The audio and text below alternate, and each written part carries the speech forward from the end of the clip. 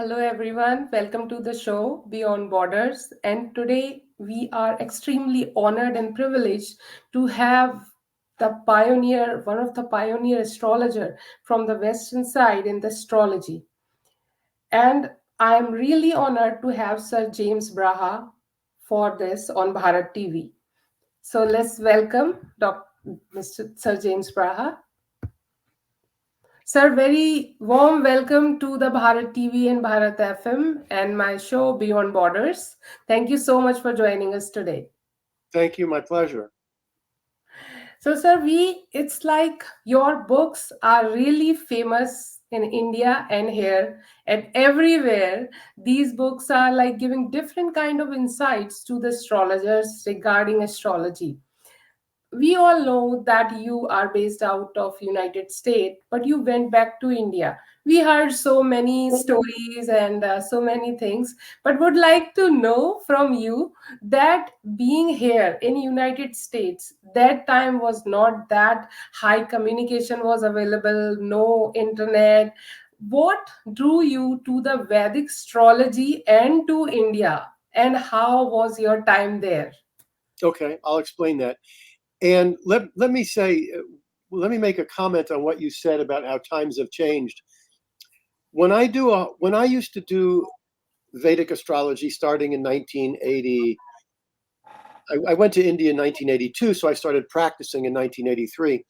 And if I saw a person had planets in the 12th house, I would say, positive, good planets in the 12th house, I would say you have the ability to travel to remote foreign lands, exotic foreign lands. I have the moon in the 12th house. I was able to travel.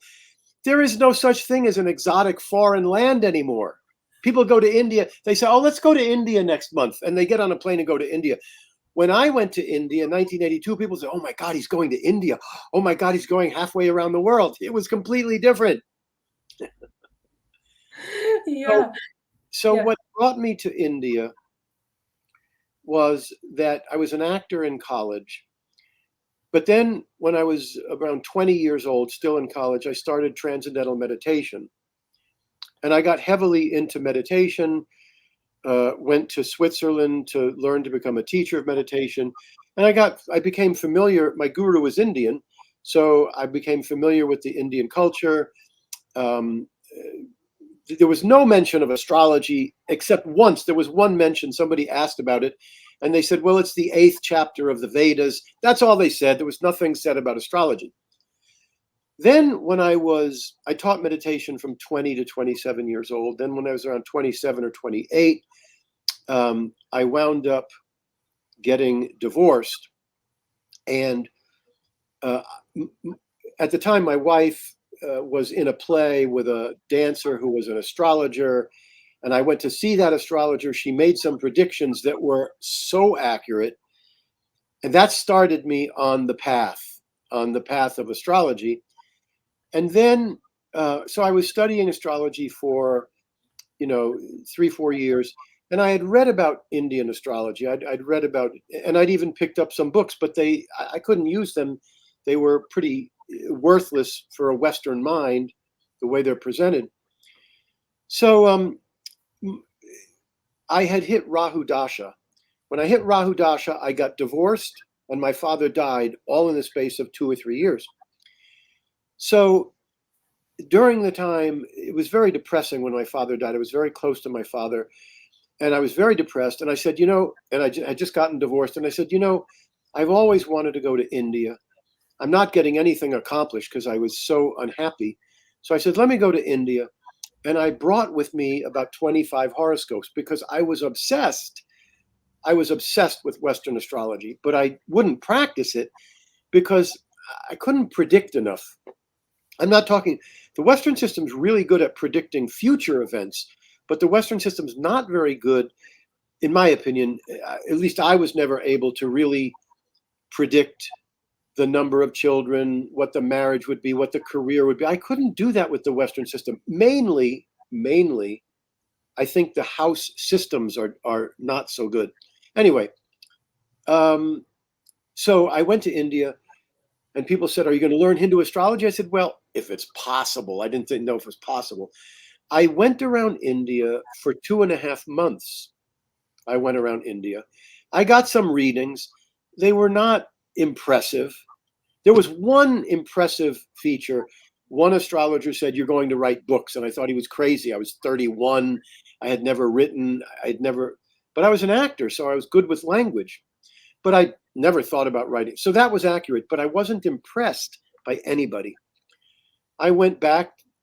I started in Delhi, went to Kathmandu, went to Agra, went to Benares, went to um, what's the place where the Krishna devotees are? Mathura. Mathura. Went to Mathura, walked around Parimarga, Marg. Parikrama, that's yeah. Yeah. It was wonderful. So and then I got back to Delhi, and I was going to be in Delhi for 3 weeks until I came home. And one day I woke up with a huge desire. I said, I've got to learn Hindu astrology. So I went and started picking up the classic books, which were useless. But the shopkeeper said, "What are you doing?" I said, I've got to learn this. He said, "You can't learn that way, but I'll bring you to Santanam."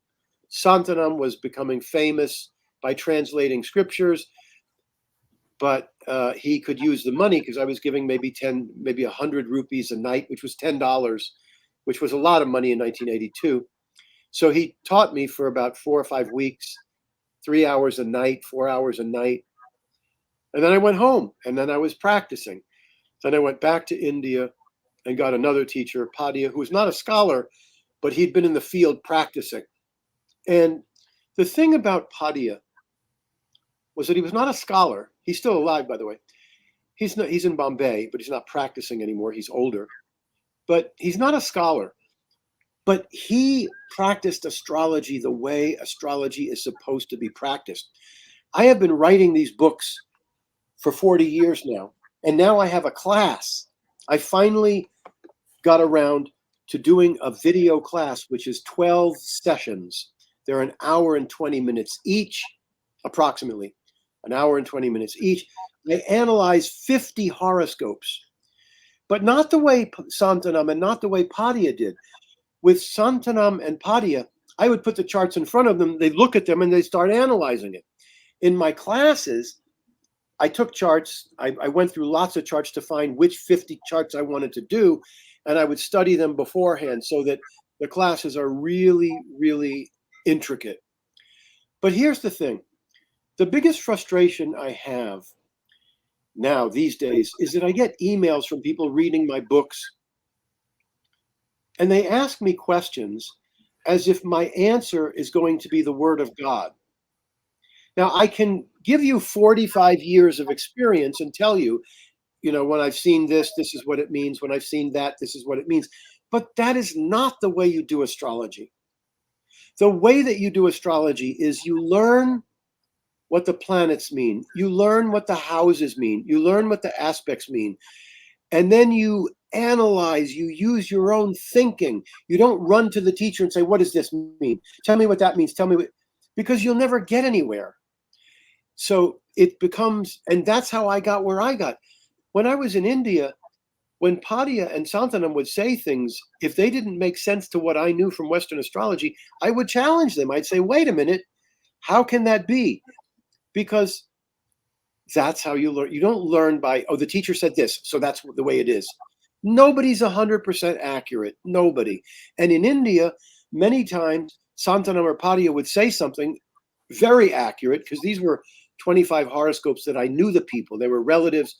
They would say something extremely accurate, but I'd say, "You can't know that from the chart." I said, "Where are you getting that from?"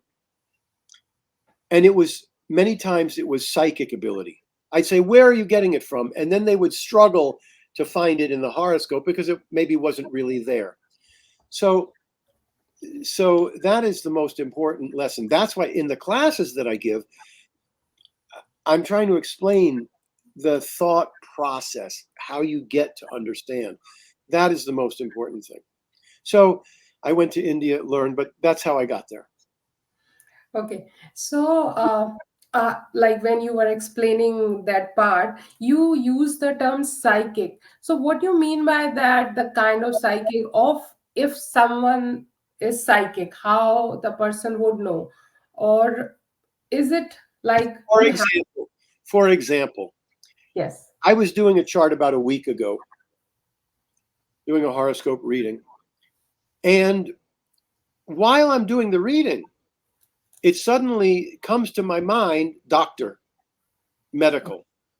Okay. Now, I had studied the chart. When I do a horoscope reading, I study it in the morning hours while I'm eating breakfast, while I'm running errands. I study the chart for an hour or two, on and off, not straight, but on and off for an hour or two, until I get the feeling that I know who this person is, that I know mainly what the karma is. Once I get that, I can set the chart down.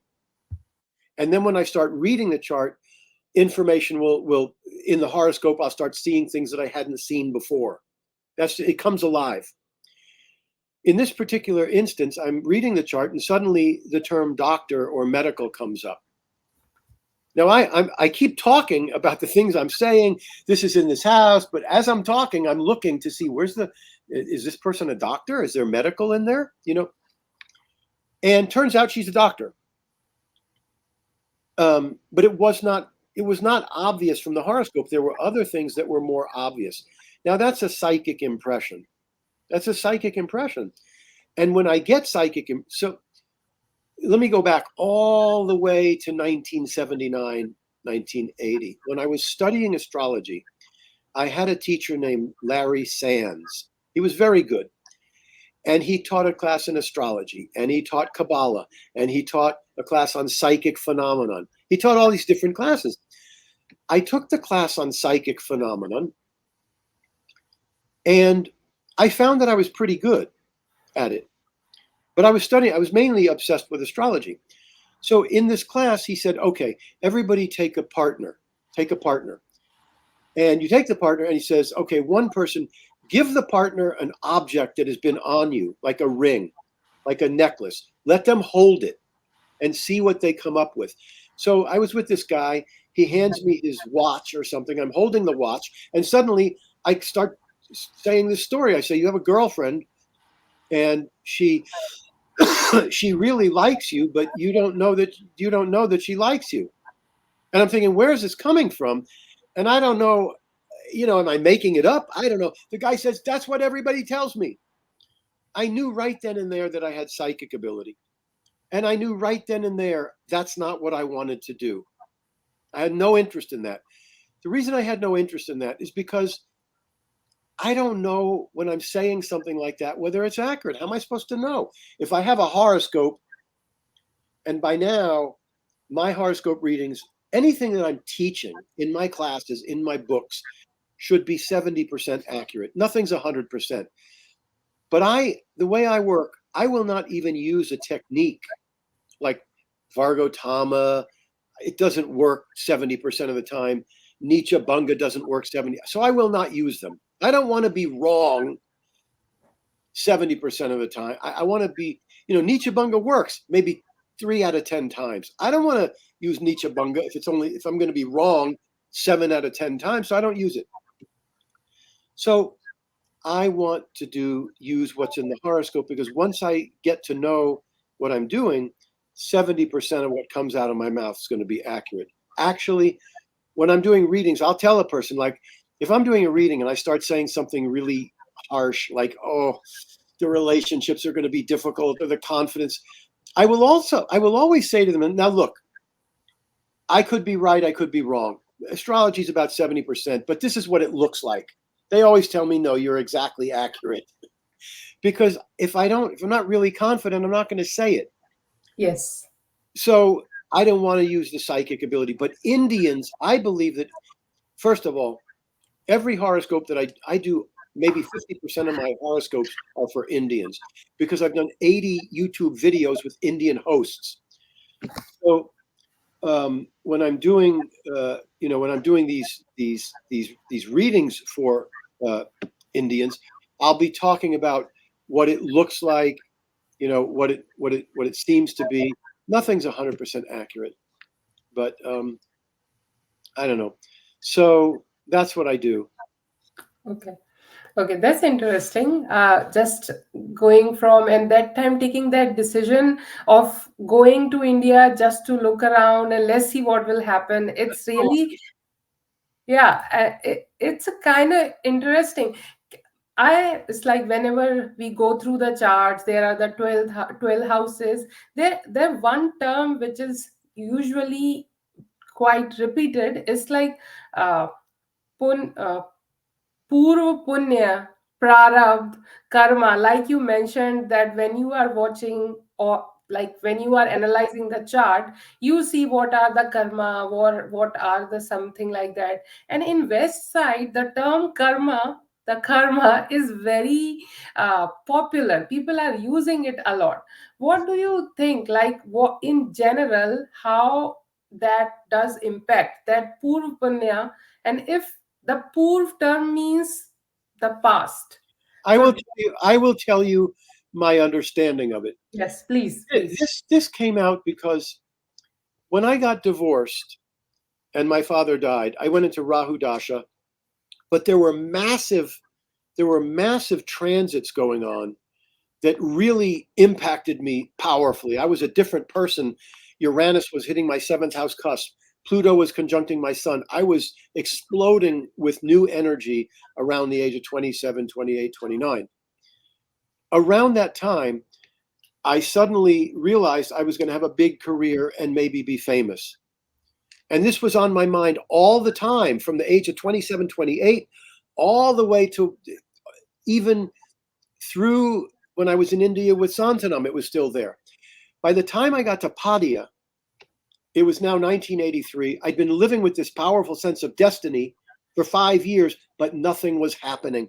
And I said on the when I met Padia, he said, "Let me see your horoscope." He looks at it and he goes, "You got married at 21 or 23." I said, "Oh my God, this is the man I want to be teaching me." So he came to my room for 5 or 6 weeks every night. And the first night that I was there, the first night I said, "Look," because I knew this guy was accurate and this question was on my mind for 5 years. I said, "Look, I have this feeling I'm going to be famous or powerful or successful, but nothing is happening." Will it happen? If it's not, tell me that it will not happen and I'll stop thinking like that. He looks at it for a minute. He goes, "You will have fame." I said, "Why?" Because the 10th house ruler is in the house of Purva Punya, the fifth house. The fifth house is the house of Purva Punya.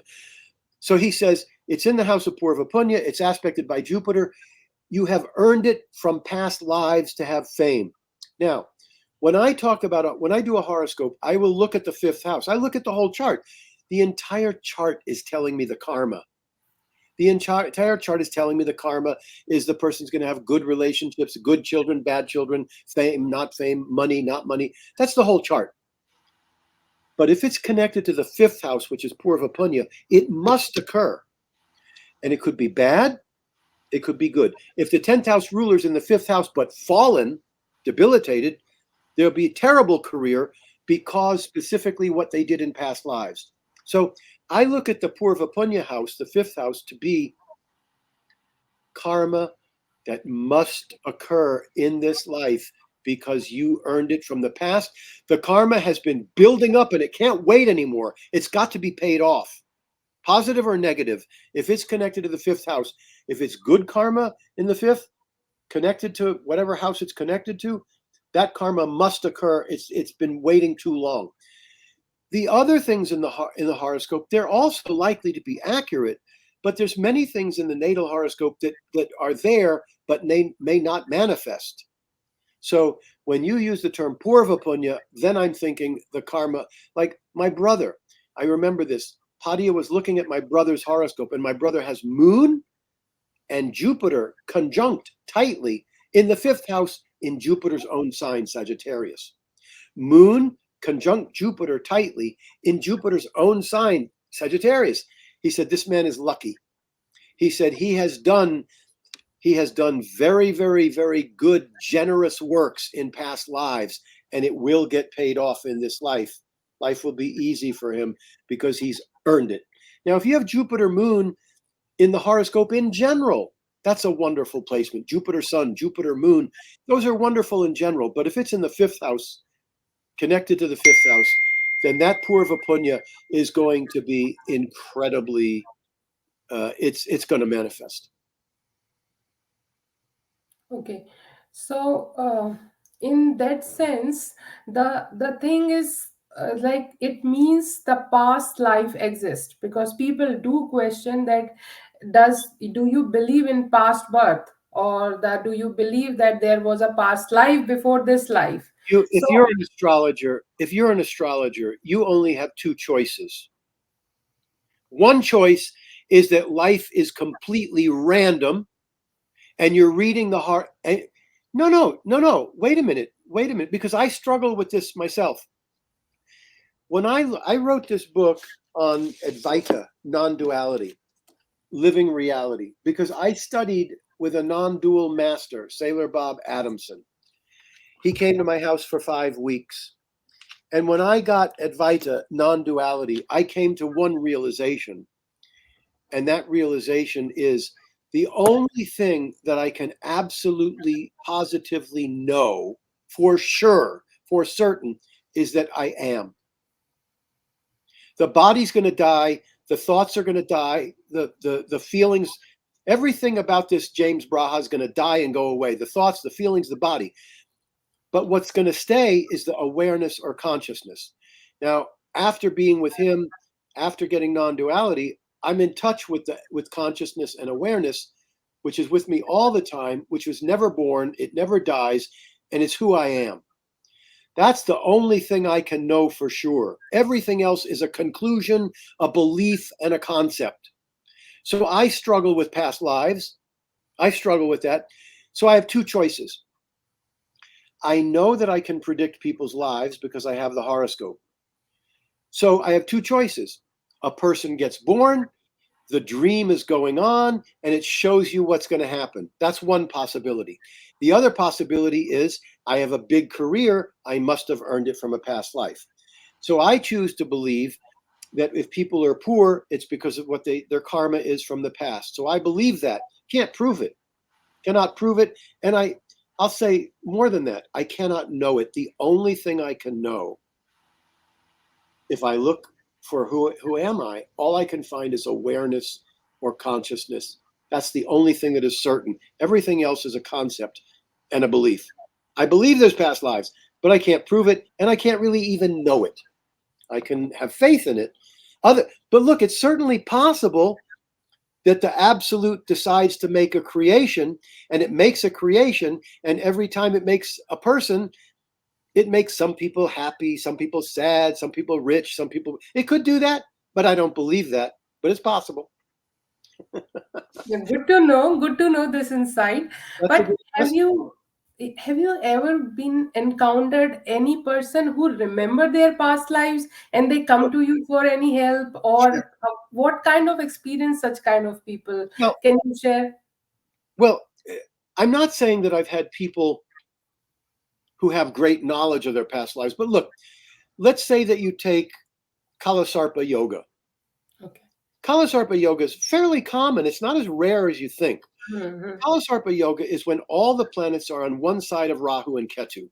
Yes. So if Rahu's in Aries and Ketu's in Scorpio, all the planets are between Aries and Scorpio. That's Kalasarpa.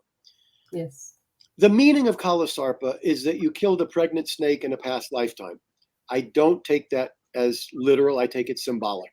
Okay. So a snake represents coiled up energy, and you killed it. A pregnant snake means it's not just potential energy, it's a pregnant snake. It's even more potential energy that you killed. So I take that to mean that the person destroyed potential energy in a past life, and it has its consequences. The consequences are the person's life can go way up to the top, way down to the bottom. The person may have certain features of their life that they have no control over. Everybody has things they have no control over, but Kalasarpa person, they have some big features, no control over. Okay, so many times I will say to the person, you destroyed energy in a past life. You destroyed potential in a past life. We don't know exactly what that means. You may have, I tell the client, you may have destroyed energy. Now, that could mean anything. It could mean you had great talent and refused to use it.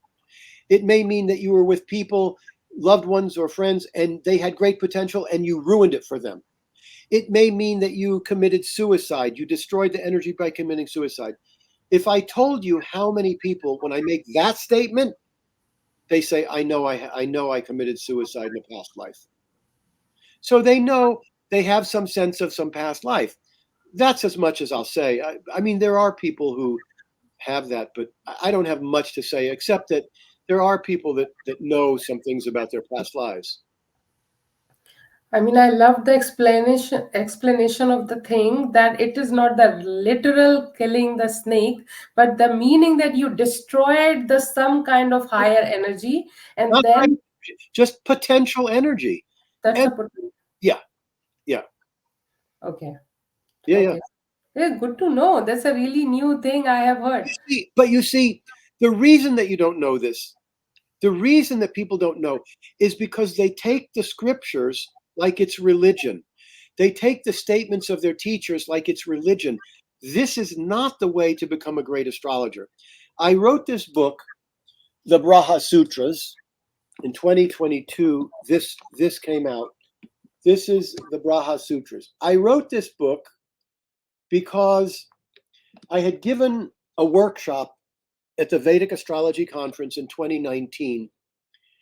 And I spent a year working on that workshop. That's how crazy I am, knowing that I've got to give a workshop. I worry about it. I worked on it for a year. When I was done, I said, you know what? I could make a book out of what I am teaching. For one weekend I'm teaching, I could write a book from it. So I started writing the book. Sutra number 1 was, if a technique does not work 70% of the time, stop using it. Vargotama does not work for me 70% of the time. I will not use it. Nichabanga doesn't work. There's lots of things that do not work that are in the scriptures. They do not work. I will not use them. I put that as the number 1 sutra. Well, as I was writing, the number 8 sutra, the number 8 was, the thought process is what matters, not what some guru says, not what the scripture says, not what your teacher says. It's you figuring it out. So when I heard that Kalasarpa means you killed a pregnant snake, I said, what is so bad about killing a pregnant snake? But I began to think about it, to reason it. That's what Padya used to do. Padya blew my mind one night, because he said to me, now he knows Vedic astrology, he knows nothing of Western astrology. And one night he says, I have marked it. I have noticed that if planets are in the same degree, they're aspecting each other. Now, in the Vedic system, Mars aspects the 4th, the 7th, and the 8th. Saturn's aspects the 3rd, the 7th, and the 10th. But in Western astrology, that's not how it works. He had noticed from his experience that if planets were in the same sign, they could be 5 houses away, 4 houses away, 3 houses away. There's an aspect there. He just knew from his experience, his looking and his thinking. Okay, so I told my wife, at some point, I'm going to go in and I'm going to change the Braha Sutras, and I'm going to put that sutra, number 8, the thought process is what matters the most. I'm going to put that as number 1. So when you get these texts and these things, you have to think about them. And, when you're doing horoscopes, like Padya would say to me sometimes, like I was just telling somebody the other day, his second house was very bad. He knows Western astrology. This guy got a reading, doesn't know Hindu, but he knows the Western. And I said, your second house is very bad. So your family life growing up was terrible. And then I say, now look, when I was told, and I was accurate, I said, when Padya or Santanam told me that the second house was family life, I nearly fell off my chair. In Western, it's the 4th house. What does the second house have to do with family life? It makes no sense to me. But Padya would say, you take it from me. I have marked this. When he said, you take it from me, I have marked this, that's it.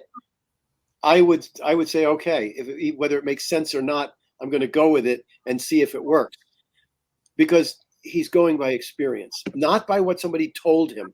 So as I get older, I did 10 years ago, if somebody said, "What's the answer to this?" I'd give them the answer. Now, if they say, "What's the answer to this?" I say, "Think about it. Think about it. Don't ask me. Think about it. Tell me what you think, and then I'll answer." Because I want people, if they're going to be astrologers, they've got to be able to work it out for themselves. It won't work otherwise.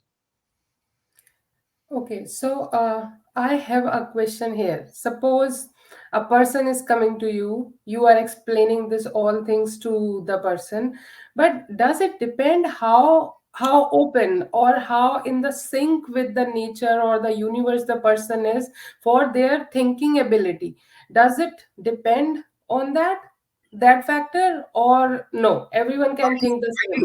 Wait, are you asking that when a client comes to you, Yes. if the chart is not matching, is that what you're asking? If the chart indicates one thing but the person's not getting it, is that what you're asking? No, no. I'm what I'm trying to ask. Like, suppose the client is going to the astrologer every time. Two different astrologers are saying two or three different things. Like someone having the different reason for that or explanation for that, and some other is saying some other thing. So when there are two astrologers, how does that change by person to person in terms of prediction with that one sutra, like taking that Kal Sarpa Yoga as a I, snake, or I got your question. yeah. So there's a lot of answers to this. The most generous answer is that each astrologer is going to be talented at different things. Like, there are questions that people will ask me, and I'll say, I'm not the right astrologer for that question, because in 45 years, I still can't determine certain things. There's certain issues, and I've looked, I've thought, I've experimented, and certain things I will not get, because that's the astrologer I am. And so the most generous answer is that one astrologer is good at one thing and the other astrologer is very good at another. Like, if somebody asks me about death, when am I going to die? I don't look at that. I don't study it. There are astrologers that will study that. They'll be good at that. That's the most generous I can say. The most, genuine answer that I can give you is that there are very few good astrologers. I will say there are very few good astrologers. And so what happens is that if the astrologer is not good, they're going to get the things that are obvious, that are really clear and really obvious, and they're going to be wrong in a lot of what they say. If you took two really good, capable astrologers that were very experienced and very knowledgeable and had good teachings, they're likely to come up with the same interpretations. Okay. If they're two very good astrologers, they're likely to come up with the same explanations of the horoscope, if they're both very good. The problem is that so few astrologers have had good training, and worse, so few astrologers are willing to think things through for themselves. They prefer to go to the books and listen to the teachers and listen to the scriptures, which will not be accurate. Okay. Get it. So what you are trying to say, that taking their own experiences, making their own practices, makes the concept more clear. No, only if they're serious. There's a sutra that I wanted to write in that book Okay. that I didn't put in because I was thinking of it in a very nasty way. I was thinking we have a term in America, full of crap. But most people are full of crap. What that means is they're not serious. So I wanted to put that in the book because most people are full of crap. They're not serious people. I could have done it if I had reasoned it out. I could have said most people, more than 50% of the people in the world, are not serious people. They'll tell you they're serious, but they're really not. They're not willing to be dedicated. They're not willing to be responsible. They're not willing to push.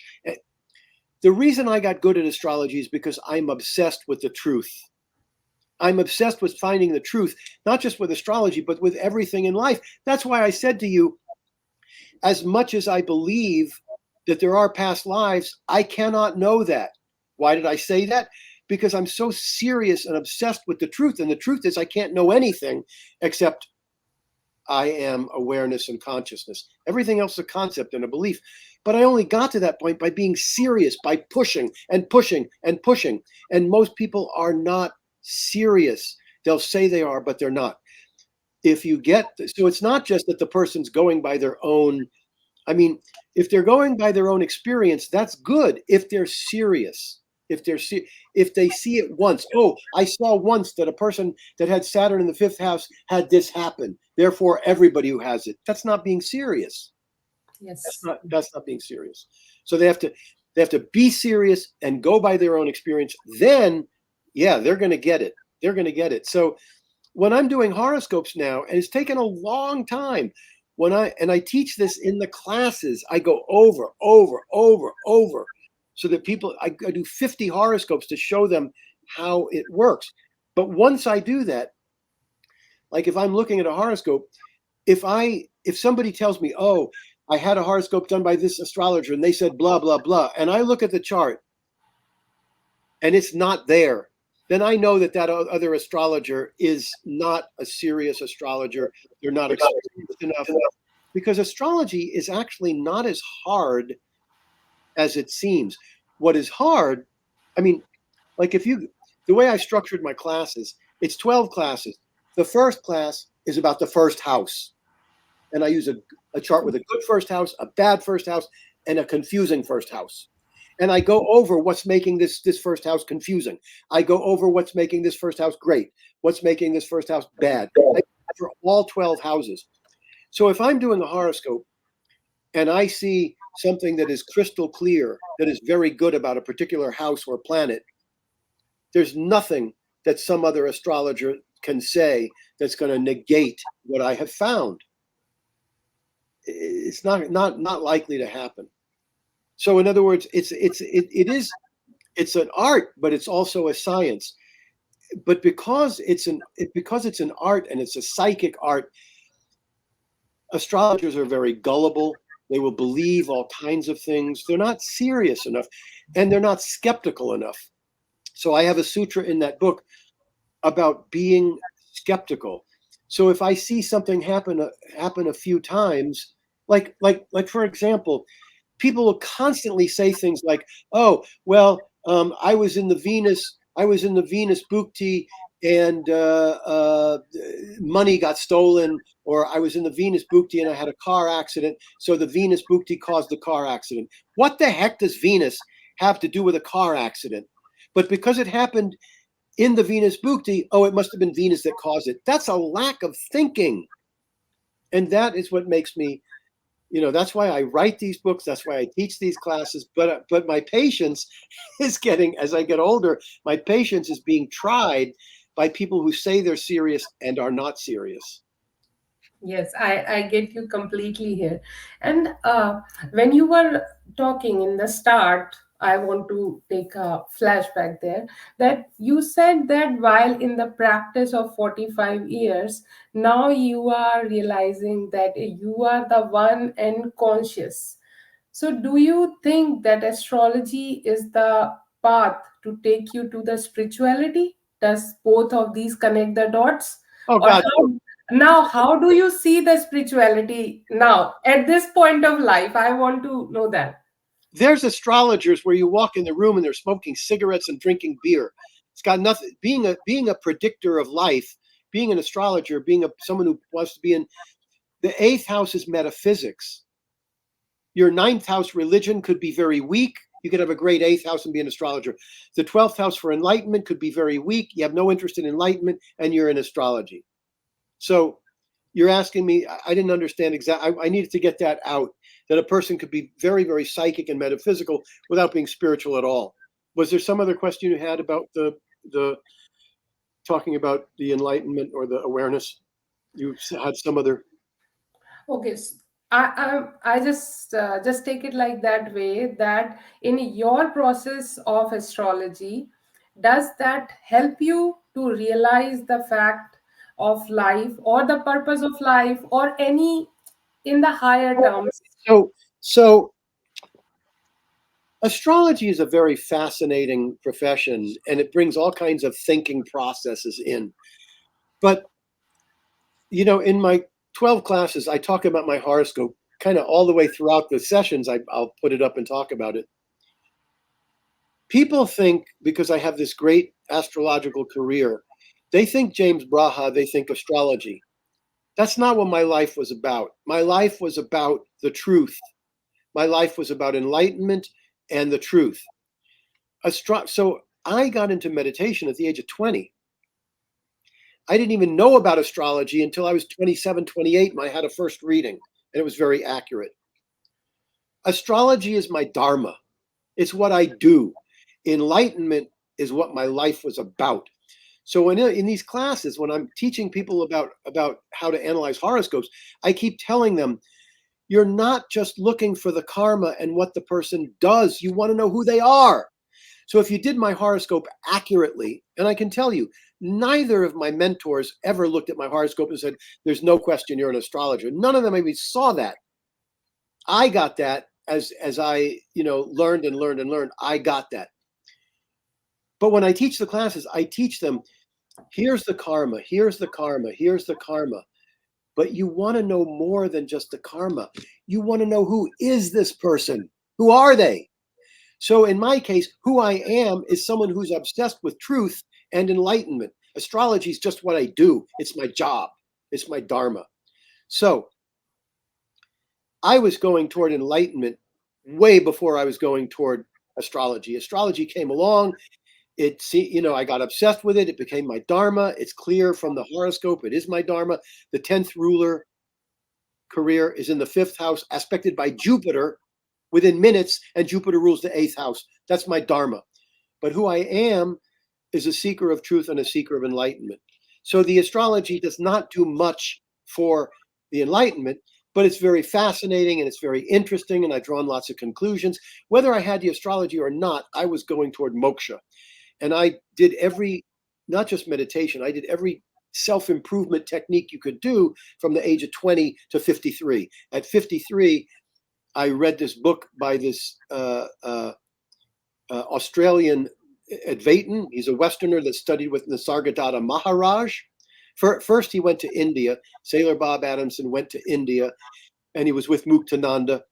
He was in a bookstore picking up books, and the guy said, look, if you're interested in enlightenment, forget about Muktananda. You got to go see Nisargadatta. He went to Nisargadatta. He studied with Nisargadatta. He came back. He started teaching it. I was in America. I read 10 pages of his book, and I said, I've got to go see this guy. But I couldn't get on a plane to do that because I had had a panic attack on a plane, and I didn't want to get on planes for long distances. So I actually brought him to my house for 5 weeks. And that's how passionate I was about moksha, about enlightenment. And so that's when I got and after that, people send me chapters of spiritual books. They got to see, you got to read this spiritual book. Every time you read a spiritual book, it looks like ABC, ABC, ABC. There's nothing new. Once you know who you are, there's nothing new. But the astrology is interesting and it's fascinating. Astrology is way more fascinating than moksha. But moksha is liberation. Moksha is freedom. Up until I did all the meditation you could do. I did every technique you could do. And if you talk to me at the age of 52, I would tell you I'm still suffering like crazy. And all of that meditation and all of those techniques, they didn't put a dent. They didn't make one bit of difference to the feeling of separation. I could do meditation. I could do any therapies. I did a million different things. That sense of separation never ended. There was me and there was God. There was me and there was others. Once I understood who I am, I'm awareness or consciousness, that sense of separation's gone. The freedom is there. Astrology is way more interesting and fascinating. It never ends. But once you know your true nature, that's it. You don't go any further than that. You may have, if you may develop special techniques or become psychic, but once you actually gain freedom, that's it. There's nothing left. Game is over. The astrology is more interesting. Oh yeah, yeah. So that's your happy point where after reaching you feel freedom and happiness. No, not happiness. Freedom. Freedom. So Freedom. what do you say Happiness. to happiness? Wait. This is important. Sorry. No, I'm a no, no. Please go ahead, please. I'm a teacher. You can see the passion. Happiness comes from the fourth house and Venus. So if a person has a good fourth house and a good Venus, they're happy. You see people walking around with smiles on their faces. I'm not one of those people that walks around. My fourth house is afflicted. My Venus is afflicted. So I look real happy on these videos because I love talking about this. But if you're with me all day long, you don't see a person with a big smile on his face. That's not me. There are people, I see them, they walk around with a smile on their face. They're happy. That's the fourth house in Venus. Liberation gives you freedom. If you want to ask me what makes me happy, my family makes me happy. Like when I came out with that book, the Braha Sutras, it was the happiest time of my life. When I came out with my first book, I was, oh my God, I wrote a book. It was thrilling. But when I came out with the Braha Sutras, I didn't expect that. That book took everything I learned in 40 years of astrology and put it in one book. And I'd be driving in my car and I'd look at the book and I can't believe that I managed to get everything I learned in that one book. It was thrilling. It made me happy. So what makes me happy is doing something that makes a difference in the world, that helps people, that helps them, that educates them. That makes me happy. A happy person, they don't have to do anything. They walk around happy their whole life. If I get a horoscope where Venus and Jupiter are in the fourth house, in Libra or in Cancer, where Venus is in its own, or Jupiter's exalted, I say to that person, you're going to be happy no matter what happens. You could get divorced, you're still happy. You could have a lousy career, you're still happy. That's not me. If I can't make a difference in the world and help people and have a big career, I'm really going to be unhappy. It's really going to be Oh, great, great answer in that terms of like saying happiness and the freedom. contentment. Happiness, contentment. So Oh, if the chart doesn't have happiness, bad fourth house, bad Venus, happiness is not going to be there. It's not going to be a sweet, easy life.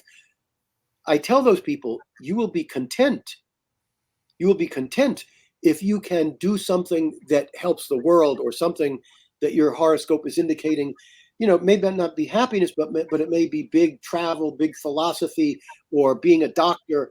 That'll bring them their contentment. But happiness is going to be elusive if Venus and the fourth house are weak. okay. I would like to take it little further. So, like when people coming to you, the clients are coming to you, major issues like health, career, relationship, money. So, in that term, what with the every ascendant, is there any kind of remedy or something you can tell in general? Like we can see so many videos out there because of the Mars transit into the Cancer. So, anything you can tell the viewers about that with the ascendant movement? Wait, How, about how to fix the problem? Is that what you're asking? no, like usually there are like if some suppose Mars is moving to Cancer now in that transit period of time, what they can expect?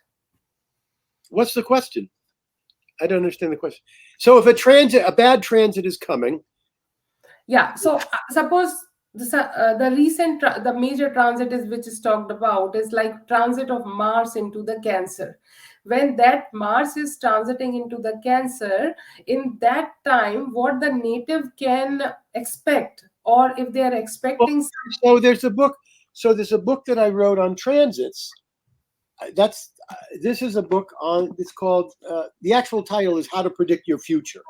Okay. How to Predict Your Future: Secrets of Eastern and Western Astrology. That's the actual title. Okay. And it Okay. says, I can see that. I can see that. okay. So if you want to know about transits, you read the book on what transits generally do. Is that what you're? I mean, are you at? First of all, I don't use transits of Sun, Moon, Venus, Mars. I don't use them. I use the transits of Jupiter and Saturn. That's what I use. Some people Right. also use Rahu and Ketu.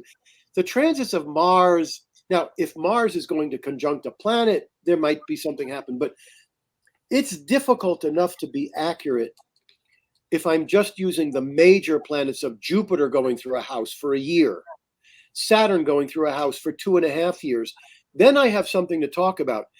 Mars going through a house for, I don't know, a month or two, or Venus going through a house, it's not enough to make anything predictable 70% of the time. I'm lucky if I can get 70% from Jupiter or Saturn.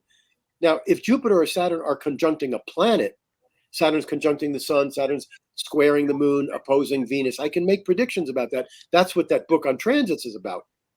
But Mars going through a house, I've read the books on them. You know, I had books too when I was studying. They didn't work.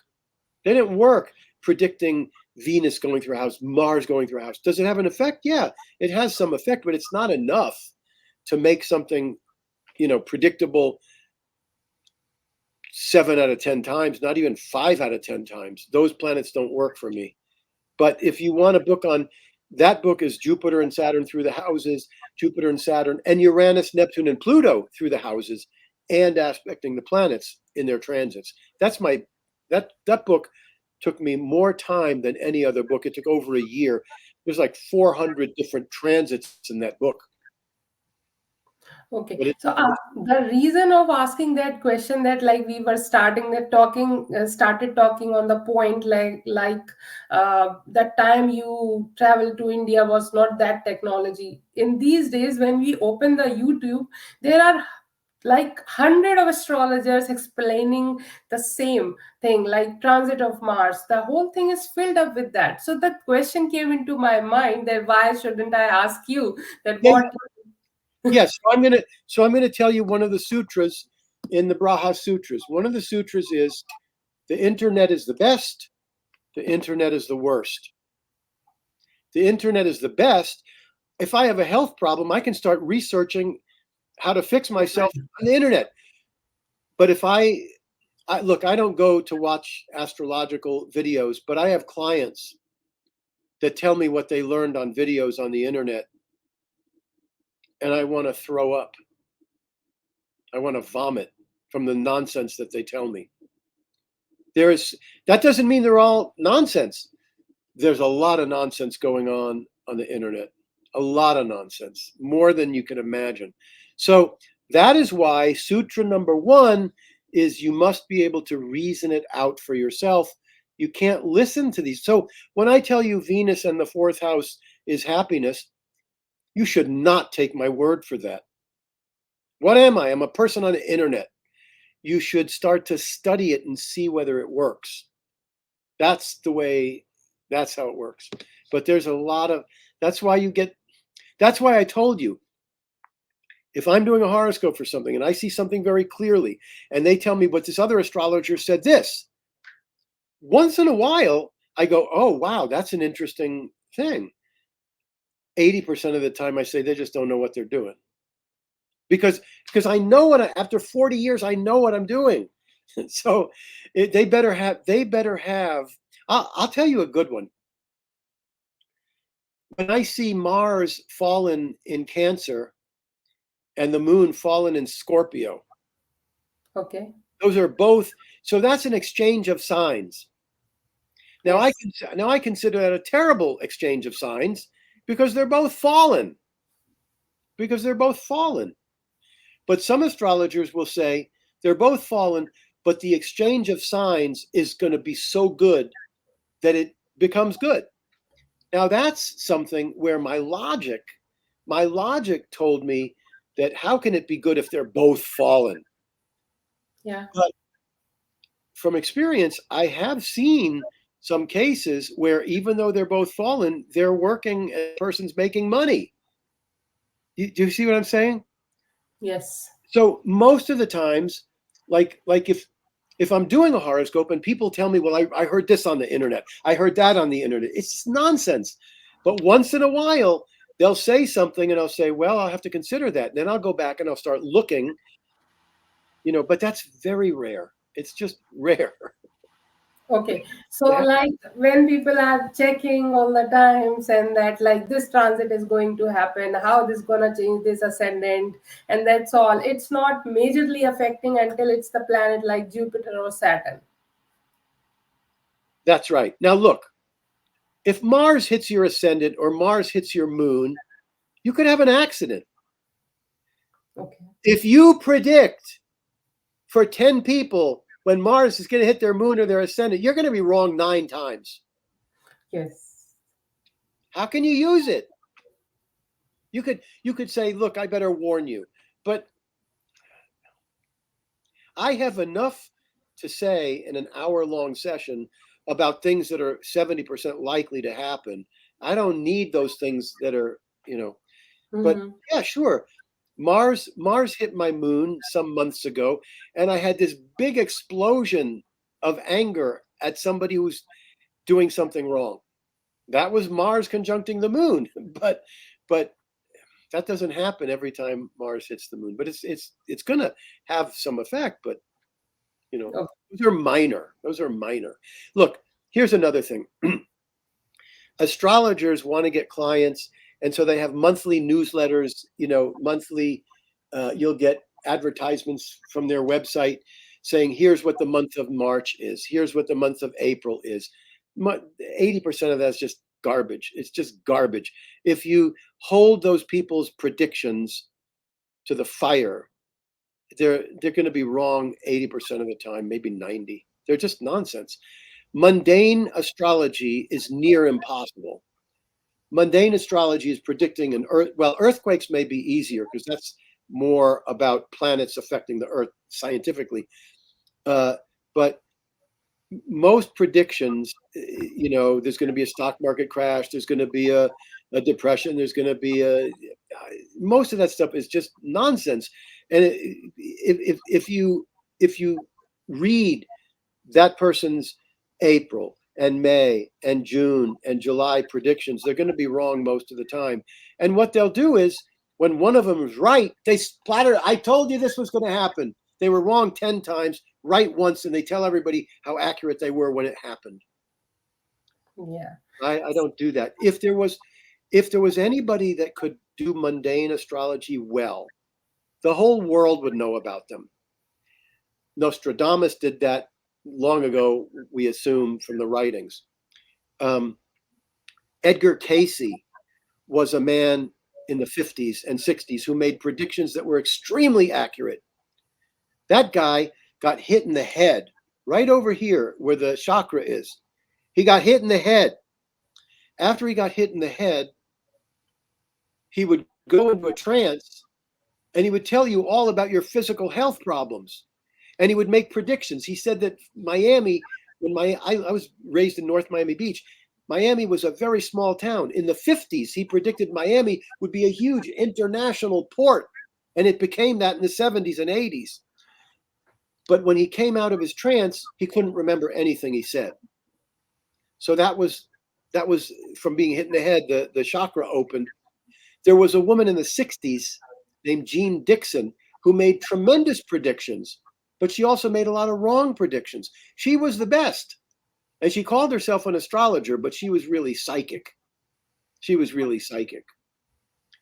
For her to predict, okay, what were you going to say? Mm, I was just about it. What's the difference between the psychic and the astrologer? What planet make you psychic, and what planet makes you majorly the astrologer? Because Same both thing. are They're different. the same. They're the same thing. That's why when I got in the room in that class and I hold this guy's watch, I immediately started having psychic because it was a job.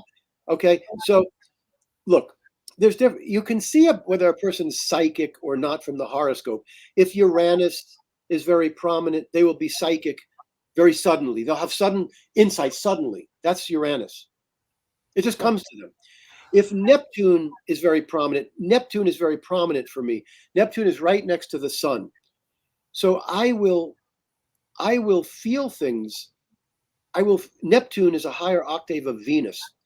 So Neptune with my sun, it makes me feel like if I'm in a room, I feel the energies. That's not Uranus. I have friends who have strong Uranus and suddenly something just comes out of their mouth. They don't know why it came out. They didn't feel it. It just came out. That's Uranus. Neptune is you feel it. Pluto is also something where if Pluto's prominent in my chart, and Pluto also makes you have this deep, deep, deep, intense, profound feeling. So that's how that psychic stuff works. But look, if I do a horoscope and the eighth house is very prominent, I'm going to say to them, I'm not going to know whether they're going to be great at astrology or great at psychic. I'm going to say, look, you got the moon and Jupiter in the eighth house in a great sign, Taurus or Cancer. You're going to be psychic, metaphysical, astrological. If you want to practice astrology, you can. Your eighth house is so strong that you could do this without the horoscope. You could just be psychic. But it's the eighth house, and it's Uranus and Neptune and Pluto. But to say, see, in my case, it's clear that I would be an astrologer. But Saturn and Sun are in the fifth house, the house of the mind. Saturn and Sun are in the house of the mind. When malefics are in the house of the mind, the person is skeptical. They are practical. If, Venus is in the fifth house, Jupiter's in the fifth house, the person is they're very happy-minded. They don't have to be serious-minded because they're happy. They're Sun in the fifth house, Mars in the fifth house, Rahu in the fifth house, Saturn in the fifth house. The person's practical, down to earth. They're not going to want to rely on psychic stuff. They're going to want to be skeptical. They're going to be skeptical. You have malefics in the fifth house at a very early age. You see how bad the world is. You have Mars, Saturn, Rahu, Sun in the fifth house, the house of the mind. You're very practical minded. By the age of 5 or 10, you say, wow, this world's really difficult. If you don't have those and you're very happy, you don't really notice how bad the world is for a long time. So if the malefics are in the fifth house, the person's not likely going to want to rely on psychic. They're going to want to be serious minded. They're more likely to go toward astrology or stuff. I was telling my wife today, it's a funny story. Okay, please go ahead. So it's Halloween tomorrow. Everybody's Yes. putting on a costume. I can never. My imagination doesn't allow me to go wild with imagination to figure what I should be for Halloween. And when I was an actor in college, I was a very good actor with a script. I could do a script. But if they said, we want you to do an improv and come up with some imagination thing, I was terrible. And I was telling her, I think the reason I can never think of what I want to be for Halloween and I could never do those improvisations because my imagination wasn't so great. Technically, the imagination is the second house in astrology. But what I'm saying is I have Saturn and Sun, two malefics in the fifth house. And so it makes my mind more serious, not more gullible and imaginative. That's why I'm so skeptical. I'm skeptical. And here's maybe the most important lesson from this class, from this video. I keep saying that you have to be skeptical of the teachers and you have to be skeptical of the scriptures and the books. Do you know who you really have to be skeptical with the most? Yourself. Yourself. Oh, look, this happened and this occurred while Venus was here and Jupiter was here. This must be the connection. And you think, oh, I'm so great. I'm so great. I just figured it out. You have to be skeptical with yourself, like that, with your own conclusions. You have to say, I made this conclusion. Is it true? You have to be skeptical with yourself.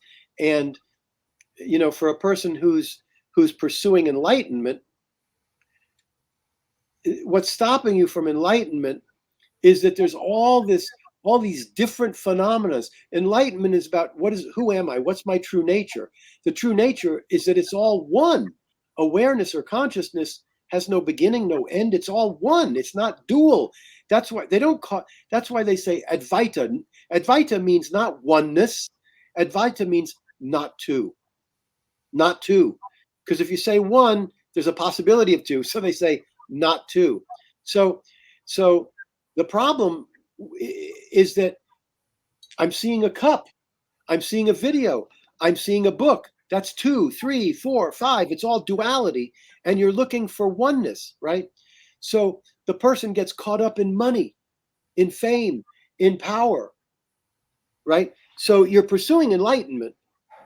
And finally, you get to the point where you say, I don't care about money. It's not important. I don't care about fame. I don't care about power. That's not important. So you're not distracted from enlightenment by the power and the fame and the money after 5 years or 10 years or 20 years. That's not the issue.